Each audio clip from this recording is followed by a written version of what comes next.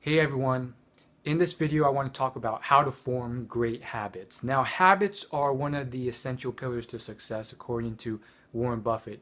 He says that it's better to form habits when you're younger because when you get older they're harder to change.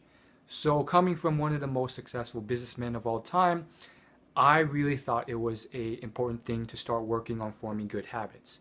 But how do you do that? Because most people, maybe they'll get advice from their family, but generally speaking, they'll try out just forming habits on their own with no research and they get nowhere. They try and go to the gym every day or they try to stop eating chocolate and they pretty much give up after 2 weeks, maybe 3 weeks. So, how do you form good habits? I turned to science. I went to extensive, rigorous experimentation, and there's this great book called The Power of Habits that go into great detail on this. And I want to share you an incredible story from that book. There's this guy, his name's Eugene, and he has brain damage. So he has really bad memory. You know that guy in the movies who can't remember anything, and every 2 minutes or 1 minute he forgets everything? Well, that's Eugene. He's actually a real person, and he can't remember anything. He has like a 1 or 2 minute memory cycle before he forgets everything.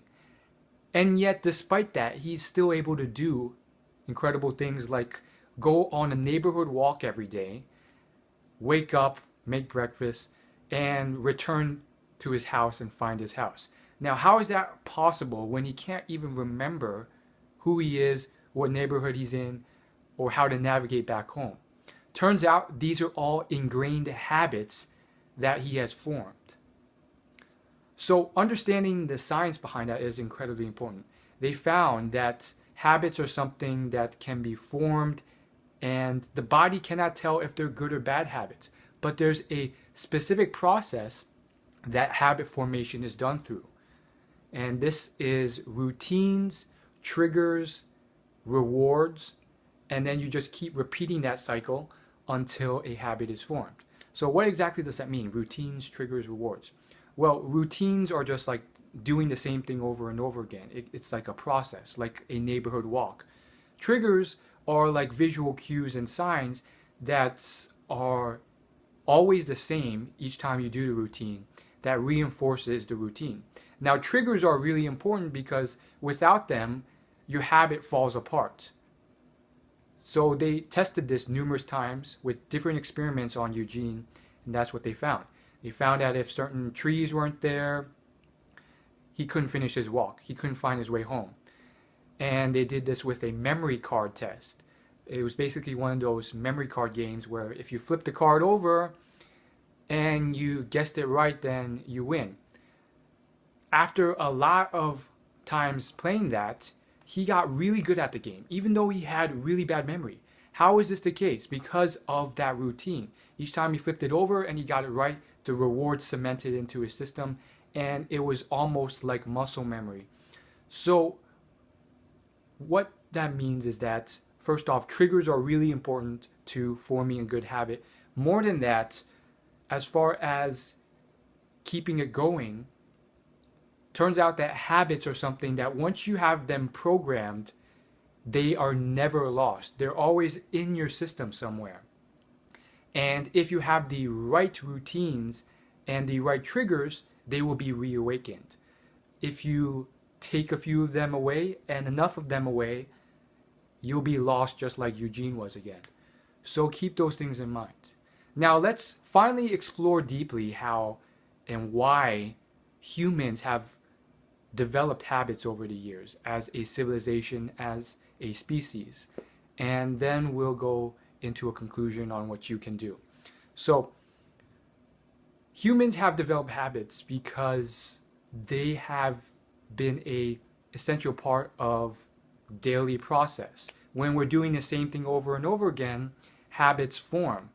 And it turns out that habits also form to lower our cognitive ability in terms of how much thinking we need to do. How did they test this?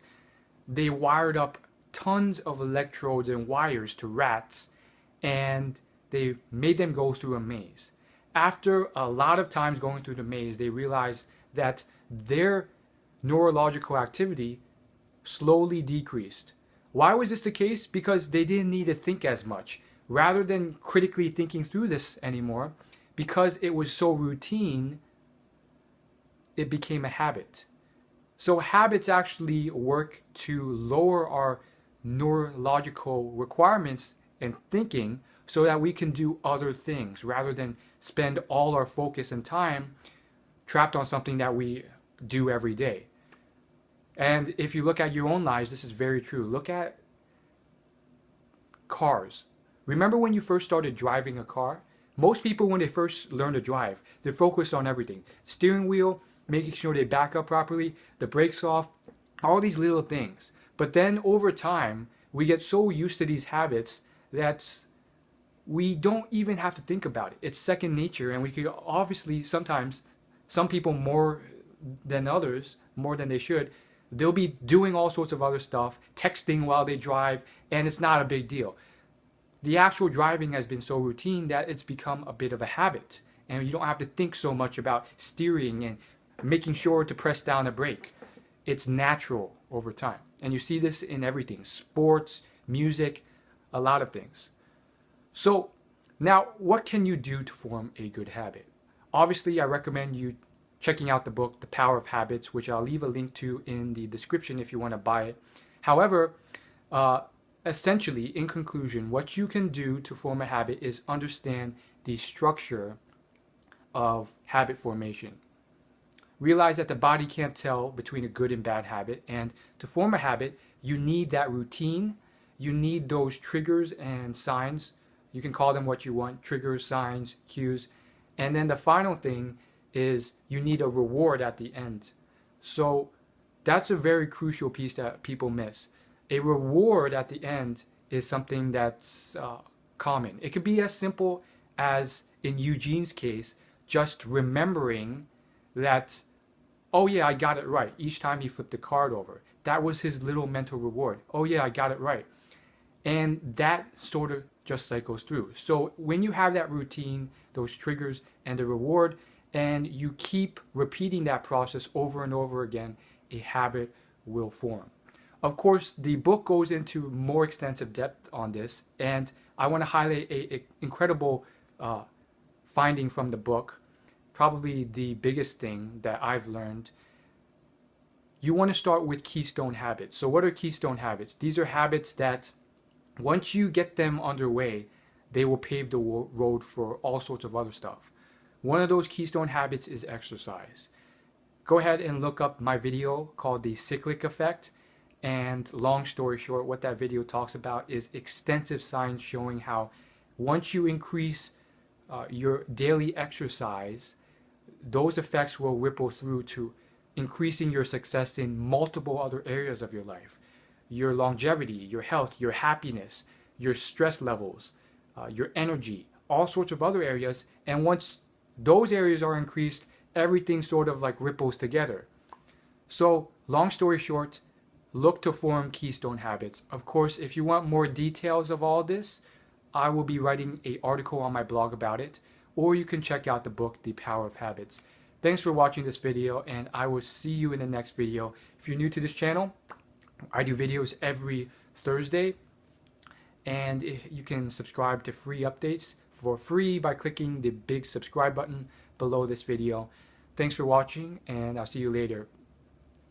Oh yeah, and if you want more videos right now, I've already posted many of them, and you can go right here, you can click that little eye, and you can choose some more videos right now. Thanks for watching, and I'll see you in the next video.